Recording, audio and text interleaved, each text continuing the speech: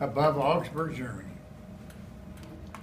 And we were on the bomb path, and the bombardier was given control of the aircraft with his northern bomb sight. And the pilot let go of all the controls, and he had complete control of the aircraft. And in all communication on the intercom had to stop because all the electricity had to go.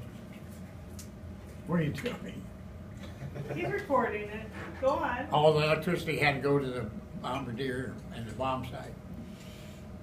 So, Cap Lang, the ball turret gunner, had to go to the bathroom. So it was safe for him to leave his position because no German pilot would attack our aircraft with all that flak flying around. So he went to the bathroom to relieve himself, and the next thing you know, he was lying flat on his back. And all you could see was the whites of his eyes. So the right turret waist gunner and myself, the left waist gunner, neither of us had our walk-around bottle. We were supposed to have one, they didn't give us one. So he had 45 missions, the right waist gunner, so I asked him, I said, pointed it at Cap Lang, who was lying there, and he nodded his head and he went like this. There's nothing he could do. So I thought, hell, I'll hold my breath and I'll go get him. So I pointed at my tube, would he hold it, and he nodded. I handed it to him. I took a deep breath. Went over there. I couldn't find his walk-around bottle, but there was a big main oxygen tank, and I plugged his hose into that. And then I held my breath and got back, and he had that holding it out, and I grabbed it just in time to breathe. Anyway, he suddenly, he got up, just recovered immediately, and he had fallen across his little bottle, and he flipped it back on and disconnected the thing and put it on him and went back to the ball turret. No sooner he got there when, wham, we were hitting the number 3 engine. The airplane caught fire immediately, and we had to bail out. I decided that Harry Anson, the tail gunner, was faced the wrong way, and he might not know we were on fire.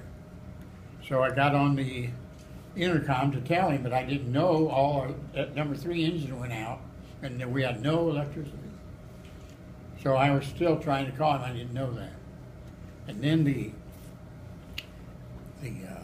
co-pilot couldn't bail out over the bomb bays were already closed and they wouldn't open. He jumped on them. The electricity was out and they couldn't be opened. So he kept running and he hit me, knocked me aside from all my oxygen and everything. And he kind of got me very, very angry. And I had a flak suit on over my parachute and over my gun. And I couldn't get to the gun. So I tore the flak suit off to shoot him. I could, and by the time I got my hand on the pistol, he bailed out. And then, wham, next thing I knew, I was on the floor. I couldn't even move one finger. I was pinned but good. So I had I knew I was going to go out, and of course I'd die once I went out. So I said, God, please help me. And it was just almost like a magic force. Picked me up and deposited me right in front of the waist. And I bailed out, and I counted to 3, 1,001, 1,002, 1,003 to pull my ripcord. And the reason I did that was so the parachute would not hang up on the tail assembly. So anyway, I pulled it, and that was it. I ran out of oxygen, and I passed out. 5 seconds more, and I would have been a dead man. So there it is. That's the story of my bailout. Yeah, but what happened when you landed? You want that too? Were you passed out when you landed? No,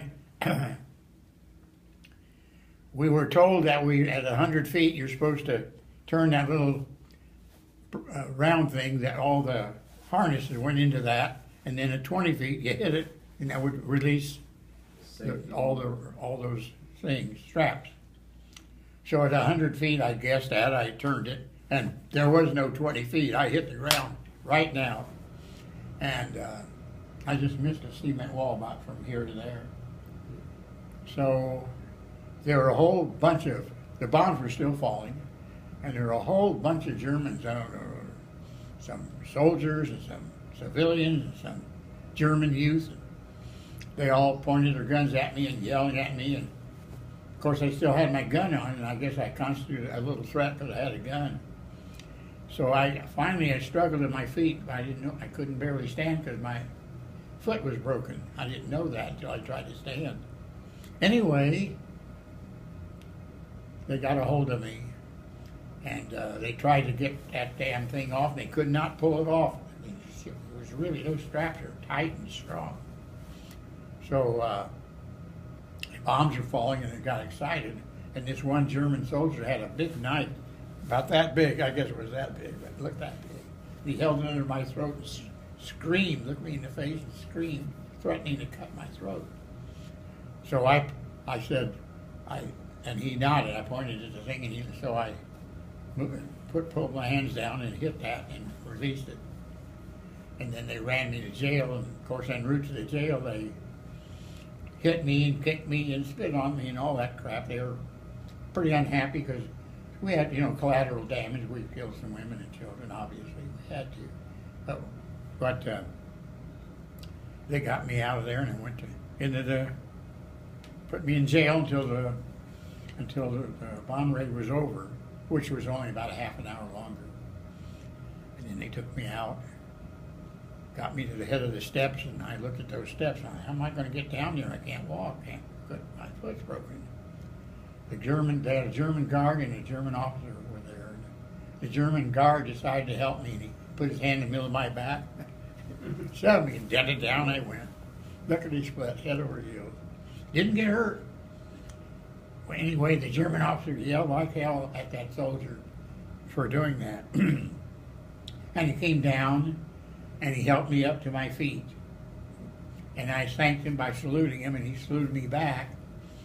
And all that crowd, which was waiting to beat the hell out of me, saw all this, and they never touched me.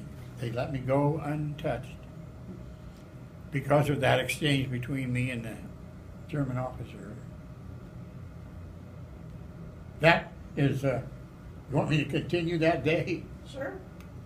They put me on a little truck. It was run by wood fuel. Believe it or not, that's all they had. That ran that truck. Anyway, Bob Benarzik was on there and me, and we drove a while. And then they stopped the thing, and there was a German officer and around 10 or 12, I guess, I don't know how many soldiers with rifles, a squad I'd call them. And he said, "Get down." And he pointed to me, and so I got down. And he said, "You look very young. How old are you?" And I said, "Name, rank, and serial number." I gave it to him. He said, "I'm not interested in that. How old are you?" I said, "Name, rank, and serial number." A Geneva Convention says I do not have to tell you my age. He says, "Either tell me your age or I'll have you shot right now." But my jaw, I don't think I could close it. I was so scared. I said, "Name, rank, and serial number, you'll have to shoot." He said, "You're a good soldier." And he saluted me and he said, "Get back on the truck." Wow. That's enough of that day. What about the air raid? Remember What? when you told the women and children? Oh, that, we were being escorted by two guards. Oh, 2 guards? Yeah, 2 guards and 3 of us. And we were in a railroad station. And B-51s, American planes, attacked with small bombs and machine gun fire. They attacked the trains right next to the railroad station. But of course, they were pretty close. The bombs were hitting right around us. So everybody fell on the floor, take cover. And a German guard, he dropped his rifle and hit me on the head with it.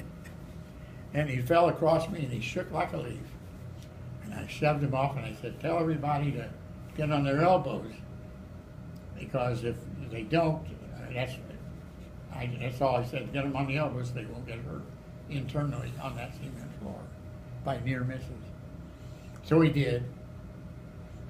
And the raid was over, and they wouldn't even let us stand in the sun. We were cold. They were mean to us, those two guards. But when that was over, I picked the guy up, handed him his rifle. Anyway, they treated us like a king after that. Nothing was too good for us. What happened to the guy that bailed out before you that you were going to shoot, the fellow? Well, that's a good story. I was going to have him court-martialed when we got all together. His name then? Huh? His name? Wolford. Anyway, McGowan, we all got together, and I told Mac I'm going to have him court-martialed. He told me, "Don't do that, Howard. You'll ruin his life. He's got a wife and children, boys." And I said, "Well, if you don't want me to, Mac, I won't." By this time, I was a little bit not as furious. Anyway, I didn't. And years later, I was a salesman at Sears Roebuck. And up the escalator, who comes but Wolford and his 12-year-old son. He introduced me to the kid. I shook hands with him. When they left, I was so happy I'd never turned him from in. Indianapolis or something? What? Was he from Indianapolis, or he just... I don't know where he was from. I mean, he must have been, because he was there at Sears shopping. Your whole crew survived the bailout, didn't Yes, it? all 10 of us. And you told me one time that one of the people interrogating you or said that was a very unusual thing. 1 in 1,000. I would think so, too. He said 1 crew in 1,000. Are you the last I was being survivor? interrogated. They had me in a little prison jail, and a little torture. But they made it real cold. They make it real hot, and then they had a wooden bed, just wood. And at the end of the bed, they had a piece of wood elevated about 4 or 5 inches. That was your pillow, and the bed was short, so you had no choice but to have to put your head on that wood pillow. So it was the most uncomfortable way of sleeping. But anyway, they came in and started asking me questions, interviewing me, and he handed me a cigarette. I took a cigarette. He didn't light it right away, and he asked me something. I said, "I can't tell you that." He grabbed that cigarette.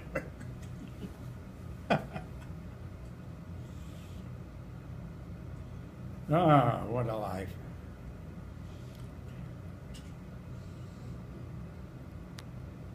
We were strafed and bombed by P-51s quite a bit in our march from Nuremberg to Moosburg. It was 12 out of 13 days we walked. Once, 24 straight hours without sleep or rest. We walked in no water. It was a tough march. Was it cold? Cold. Is that in keeping with the Geneva Convention? They were running away. The Americans were advancing. This was in the late stages of the war. And we were trying to walk ahead of them. That's why we walked so much. At least they kept you alive, though. Yeah. It'd been ISIS or somebody like that. When I was in prison at Moosburg, when the Americans were advancing, the Germans decided they would take us out of prison and march us in front of them to be a Human shield? a human shield. And the Red Cross interceded on our behalf, and they didn't do it. So I like the Red Cross. I'm surprised they'd listen to the Red Cross. Huh? I'm surprised they would even listen.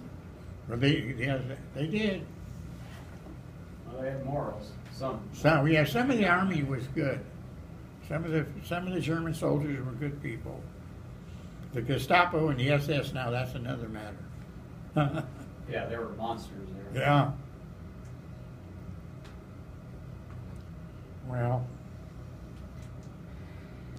Well, I'm going to have to reread that book. 61 days? 62. 62 days. Don't short me. Don't short. Well, before it was over 100 now. Our neighbor read it. He thought it was really good. Marty McFarland read it.